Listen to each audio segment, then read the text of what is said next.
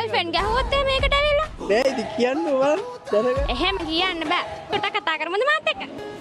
Girlfriend කෙනෙක් ඉන්නවද? ඉන්නවා. ඔයා යාට කොච්චර ආදරේද? ගොඩක් ආදරේ. එයාත් ඔයාට ආදරේද? ඔව්. කොච්චර? ගොඩක්. ඔයාලා දෙන්නක සම්බන්ධය තවත් තියාගන්න ඕනේද? ඔව්. සම්බන්ධය තියාගන්න ඕන නම් එන්නකෝ X7 එක පැත්තේ. හා.